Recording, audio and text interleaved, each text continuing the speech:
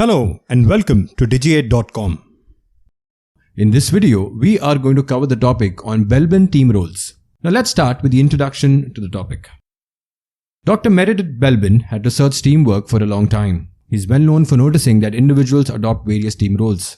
The underlying idea of his observation is that in effective teams, some prominent roles have to be occupied. His definition of a team role is a tendency to behave, contribute, and interrelate with others in a particular way.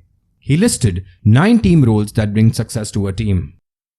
Moving on, according to Belbin, clarity about one's role in a team helps one work on their strength. It also lets them deal with weaknesses as a team member.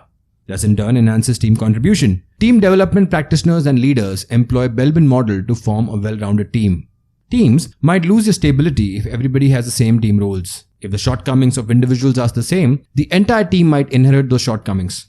On the other hand, if the strengths of the individuals are common, they might fight internally rather than working together. They might compete for the work and responsibilities according to their natural methods. Knowing this, you can use the model with your team to help ensure that the necessary team roles are covered and the potential behavioral tension or weaknesses among team members are addressed. Moving on to understanding Belbin's team roles model. Belbin observed 9 team roles. He organized them into 3 categories: action-oriented, thinking-oriented, and people-oriented. Every team role comes with a particular interpersonal and behavioral strength. He also described some characteristics and weaknesses. These come with every team role. The 9 team roles are: first, under the action category are shaper, complete finisher, and implementer. Under the thinking category are plant, specialist, and monitor-evaluator. And under people, you have the coordinator, team worker, and resource investigator. Let's look at each one of them briefly, starting with the action-oriented roles, and in this case, shaper. Shapers are individuals who compel the team to work upon themselves. They are generally extroverted and dynamic. They like identifying the best solution for issues, challenging the status quo, and stimulating other people. The shaper is a person who ruffles a few feathers. They ensure that complacency doesn't seep in and all the options are taken into account. Their strengths include challenging, dynamic, thrives on pressure, has a drive and courage to overcome obstacles. Allowable weakness: can be prone to provocation and may sometimes offend people's feelings. Don't be surprised to find that they could risk becoming aggressive and bad-humored in their attempts to get things done. Next, complete finisher. Complete finishers are individuals who see projects to their ends. They see to it there are no omissions or mistakes. They concentrate on the minutest of details. They focus on deadlines. They will ensure that the team finishes the task on time.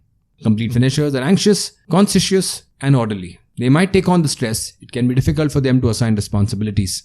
Strengths: painstaking, conscientious, anxious, searches out errors, polishes, and perfects. Allowable weakness: can be inclined to worry unduly and reluctant to delegate. And don't be surprised to find out they could be accused of taking their perfectionism to extremes. Moving on to the third action-oriented role of implementer. Implementers are those who make sure things are carried out. They convert ideas into real-life plans and actions. Implementers are usually on the conservative side. They work efficiently and methodically and have discipline. They have good organizational skills. They can be relied upon to complete a task. A weakness is that implementers lack flexibility and they might find it hard to change. Strengths: practical, reliable, efficient, turn ideas into actions and organizes work that needs to be done. Allowable weakness: can be a bit inflexible and slow to respond to new possibilities.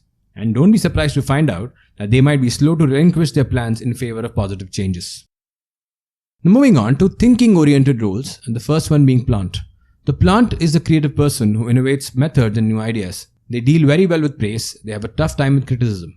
Plants are not outgoing. They work separately from others. Their ideas may not always be practical since they are so unique. They might not be good at putting their ideas across. They might not consider constraints and parameters. Strengths: creative, imaginative, free-thinking, generative ideas, and solves difficult problems.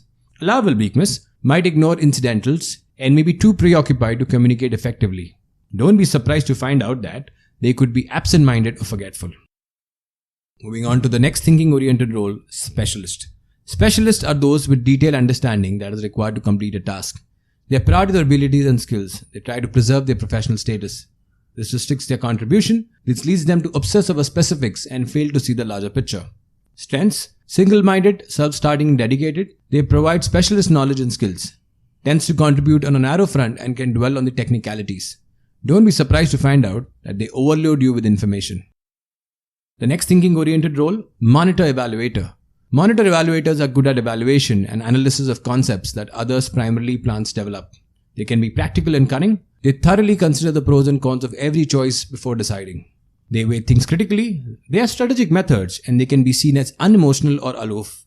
Strengths: sober, strategic and discerning, sees all options and judges accurately. Allowable weakness: sometimes lack the drive and ability to inspire others and can be very overly critical. Don't be surprised to find out that they could be slow to come to decisions. And finally, moving on to the third lot of people-oriented roles. In this case, the first one, coordinator. Coordinators are people who occupy the role of the traditional team leader. They steer the team to the goals they have set. Coordinators are very good at listening. They can identify the worth of every member of the team. They are mild-mannered and calm, and they can assign responsibilities very well. Strengths: mature, confident, identifies talent, clarifies goals. Allowable weakness: they can be seen as manipulative and might offload their own share of work. Don't be surprised to find out they might over-delegate, leaving themselves little work to do. Next, team worker. Team workers are those who support others. They see to it that team members coordinate correctly. Team workers can negotiate well in a team. They can be perceptive, diplomatic and flexible. A downside is that they can be indecisive. They might not take a stance in decision making and discussions. Strengths: cooperative, perceptive and diplomatic, listens and avoids friction. Allowable weakness: can be indecisive in crunch situations and tends to avoid confrontation. Don't be surprised to find out that they might be hesitant to make unpopular decisions. And finally, resource investigator. Resource investigators have curiosity and innovativeness. They negotiate, form connections, and consider multiple options for resources for the team. They are proactive team members and assist the team in reaching a goal. They are extroverts and outgoing. Others listen to them and their ideas better. Their weakness is that their enthusiasm dwindles quickly. They can be too optimistic. Strengths: outgoing, enthusiastic, explores opportunities and develops contacts. Allowable weakness: might be over-optimistic and can lose interest once the initial enthusiasm has passed. Don't be surprised to find out that they might forget to follow up on a lead. So that's it, folks. This brings an end to the topic on Belbin team roles. These are some of the sources and links referred to for the content in the video. Thank you and see you in the next video.